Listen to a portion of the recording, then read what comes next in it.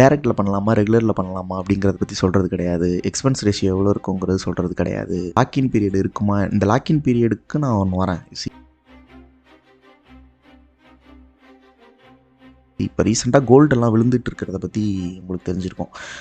Gold எம்எல்டின்னு சொல்லிட்டு இப்போ ரீசெண்டாக நிறையா ஸ்ப்ரெட் ஆகிட்டு இருந்துச்சு. கோல்டு எம்எல்டியில் இன்வெஸ்ட் பண்ணலாம், மார்க்கெட் லிங்க்டு டிபென்ச்சர்னு சொல்லுவாங்க, அதிலலாம் இன்வெஸ்ட் பண்ணலாம் அப்படின்ற மாதிரி நிறையா பரவிட்டு இருந்துச்சு. கோல்டு எம்எல்டினா என்னன்றது முன்னாடியே தெரியும். அந்த வீடியோ நான் பார்க்கும்போது எனக்கு என்ன கேள்வி இருந்துச்சுன்னா, கோல்டில் இதோட எக்ஸ்போஷருங்கிறது ரொம்ப கம்மி, கரெக்டாக எப்படி அதை ஹைலைட் பண்ணி நீங்கள் சொல்கிறீங்க அப்படின்னா, இந்த அமௌண்ட் வந்து லாஸ் ஆனிச்சுன்னா உங்கள் கேபிட்டல் வந்து சேஃபாக இருக்கும் அப்படிங்கிறத தான் நீங்கள் ஹைலைட் பாயிண்ட்டாக அதில் சொல்லும்போது இப்படி இருந்துச்சு அப்படின்னா அதோட கோல்டு எக்ஸ்போஷர்ன்றது ரொம்ப கம்மியாக இருக்கும்ல.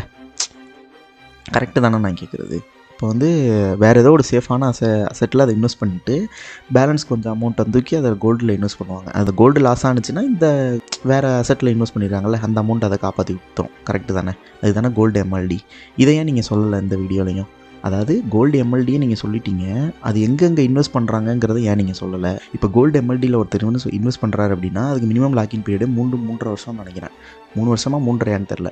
அவன் நாளைக்கு வாங்கிட்டு ஒரு வருஷத்தில் எனக்கு இந்த மாதிரி ஒரு கடன் இருக்குப்பா, நான் அதை விற்கணும் அப்படின்னு நான் நினைக்கிறேன் அப்படின்னா அதை என்ன பண்ணுவீங்க? உங்களுக்கு சொல்கிறேன் நண்பர்களே, நானே வந்து கோல்டு எம்எல்டியில் அவங்களோட வீடியோலாம் பார்த்துட்டு அவங்கள்ட்ட இன்வெஸ்ட் பண்ணுறான்னு வச்சுக்கோங்க. அதில் எனக்கு லாக்கின் பீரியட் இருக்குங்கிறத நீங்கள் வீடியோவில் சொல்லவே இல்லை, கரெக்டாக? வீடியோவில் சொல்லலைங்கிறத பார்த்து நான் அதில் இன்வெஸ்ட் பண்ணிடுறேன். அந்த லாக்கின் பீரியடு என்னன்னே தெரியாமல் நான் அதில் இன்வெஸ்ட் பண்ணியிருக்கேன். பாயிண்ட் 1. சரிங்களா? இப்போ அடுத்த வருஷம் வந்து எனக்கு அந்த அமௌண்ட் தேவைப்படுது.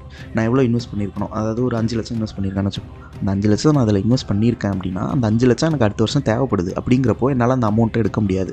அப்போ அதை விற்கவே முடியாதா ப்ரோ அப்படின்னு கேட்டிங்கன்னா விற்க முடியும். ஆனால் எப்படி விற்க முடியும் அப்படின்னா ஆஃப் மார்க்கெட் மூலயமா விற்க முடியும். ஆஃப் மார்க்கெட்டில் பையர் கண்டுபிடிக்கிறது அவ்வளோ ஈஸியான விஷயம் கிடையாது. அது ஆஃப் மார்க்கெட்டில் ட்ரான்ஸ்ஃபர் பண்ணுறது டக்குன்னு முடிஞ்சிடும். அது ஒரு டிஸ்லிப் கொடுத்தோம்னா டக்குன்னு ட்ரான்ஸ்ஃபர் ஆகிடும், அது பிரச்சனை இல்லை.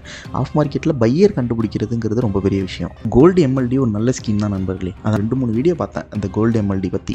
அதில் யாருமே சொல்லலை இந்த மாதிரி அதுக்கு லாக்இன் பீரியட் இருக்கும் அப்படிங்கிறத பற்றி சொல்லலை. கோல்டு எக்ஸ்போஷர் அதில் எவ்வளோ இருக்குங்கிறதும் சொல்லலை.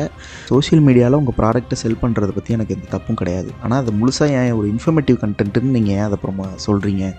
இன்ஃபர்மேட்டிவ் கண்டென்ட்டுங்கிற ஒரு போர்வுக்குள்ளே மறைஞ்சிக்கிட்டு எதுக்காக நீங்கள் உங்கள் ப்ராடக்ட்டை செல் பண்ணுறீங்கிறது எனக்கு புரியல. என்ன பாட்டிலே சிக்னல என் பாசஞ்சரை நான் தான் காப்பாற்றணும், வேற யார் காப்பாற்றுவா? முதல்ல ஒன்னா காப்பாத்தி கடி. நீ காப்பாத்திக்கிற எனக்கு தெரியும், போடா. ஓடுற வண்டியில இறங்கி வீடுக்குள்ள போயிடாத.